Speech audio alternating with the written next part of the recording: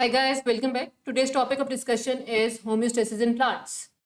Last time we introduced homeostasis or different processes that were involved in order to maintain the internal body conditions. आज हम लोग discuss करेंगे कि homeostasis plants में किस तरह करते हैं. How do plant maintain their internal body condition at a constant level in spite of the changes that are occurring in the external environment? कौन से mechanisms involve होते हैं in order to remove the water and other chemicals like that of the carbon dioxide, oxygen and metabolic waste from the plant body. One by one we will discuss each of them. The first thing that we are going to discuss is the removal of carbon dioxide and oxygen. We know carbon dioxide कहाँ use होती है plants में. It is utilized in the process of photosynthesis. So during daytime जितनी भी हमारे पास carbon dioxide produce होती है that is not a waste. वो हमारे पास वेस्ट में नहीं जाती है. It is being utilised in the major process of producing food that is the photosynthesis. Problem आता है रात के टाइम. तो नाइट टाइम में हमारे पास obviously photosynthesis is not occurring. तो किस तरह एक्सपेल आउट होगी carbon dioxide from tissue cells? It will be expelled out by the process of diffusion के थ्रू हो जाएगी. There are certain stomatas which are even open at night time. तो हमारे पास लीव्स एंड यंग स्टेम के अंदर carbon dioxide will be expelled with the help of the stomata that is the opening present between the guards. वहां से वो क्या होगी, वो रिमूव आउट हो जाएगी. The third is the young roots. Young roots में क्या है, जो जनरल सरफेस एरिया होगा सॉइल के अंदर जहाँ पर रूट्स प्रेजेंट हैं वहाँ पर गैसेस एक्सचेंज अकर करेगी and root hairs will facilitated by increasing the surface area. इसके थ्रू जो कार्बन डाइऑक्साइड है that will be expelled out. This was about the carbon dioxide. When we talk about oxygen, तो हमारे पास oxygen कहाँ produce होती है? Mesophyll cell में. It is produced as a by product of photosynthesis. Remember, अब क्या होता है, ये जो ऑक्सीजन है it is being utilised in the process of cellular respiration, right.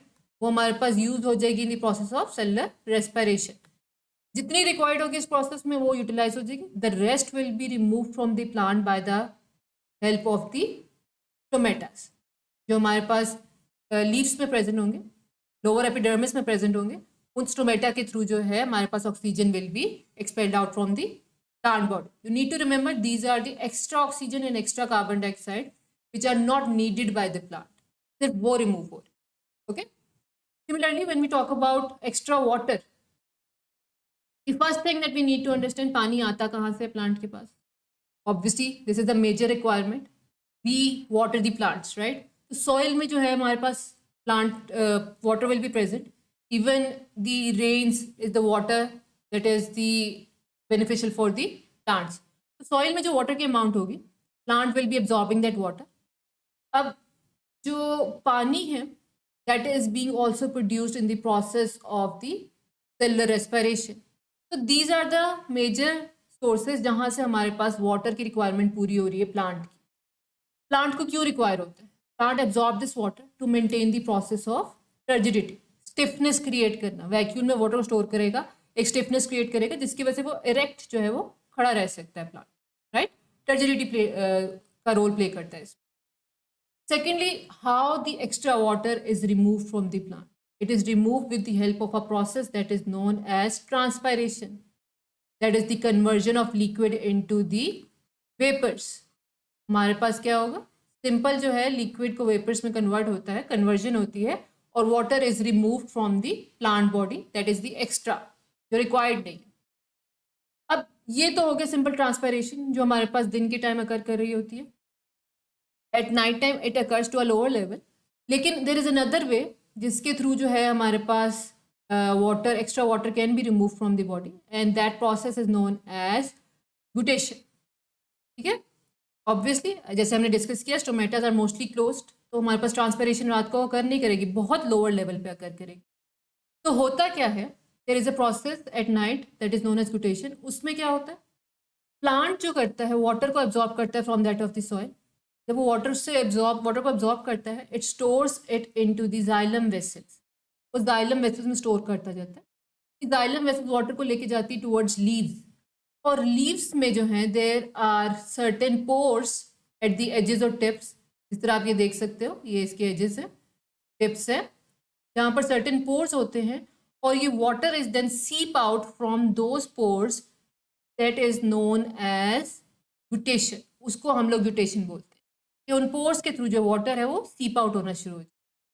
Clear? Now remember, do not confuse it with the due. Due is simple condensation process, right? अब आप जब ड्यू को देखोगे, प्लांट के ऊपर आपको ड्यू इस फॉर्म में नजर आएगी, it is spread all over, जो लिक्विड होगा वो स्प्रेड हुआ होगा all over. Whereas in case of guttation, सिर्फ हमारे पास क्या होते हैं, एट टिप्स और edges there are drops of water present, जो कि एक्स्ट्रा वाटर होता है और वो रिमूव होता है from that of the plants. Clear? So this is how the extra water is removed during the night time. This brings us to the last portion, that is the removal of other metabolic waste. होता क्या है, there are certain metabolic waste जो कि हमारे पास plants में produce होते हैं and they are not harmful to plant. वो plant के अंदर harmful नहीं है but they are not useful either. So they need to be excreted out from the plant. सबसे common example हमारे पास इसके अंदर आ जाती है crystal formation की, that is the calcium oxalate in the tomatoes. कभी आप लोग टोमेटो का plant को touch करोगे, it will be slightly irritating, वो इरिटेटिंग होगी। क्यों? क्योंकि ऊपर उसके ऊपर कैल्शियम ऑक्सलेट के इस तरह के needle like crystals are present which are harmful, which are harmless to plant. वो हार्मलेस है प्लांट के लिए, लेकिन these are the extra metabolic products which are not needed by the plants. Clear? एक तो ये हो गया कि क्रिस्टल्स की फॉर्म में ये एक्सक्रीट आउट होते हैं। The other way is the removal of excretory product by leaf shading.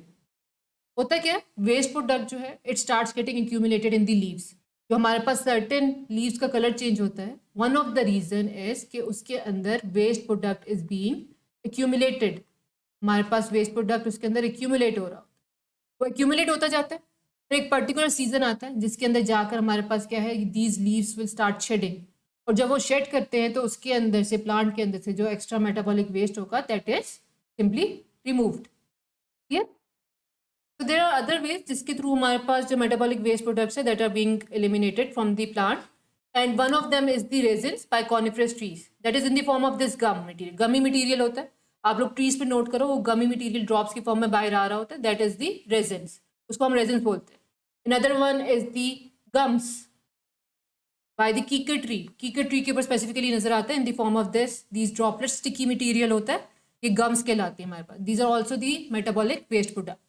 Other than that there is milky white material, जो आपने नोट किया होगा लीव्स के अंदर से भी निकलता है, दैट इज दी लेटेक्स, उसको लेटेक्स कहते हैं, स्पेशली रबर प्लांट पे होता है।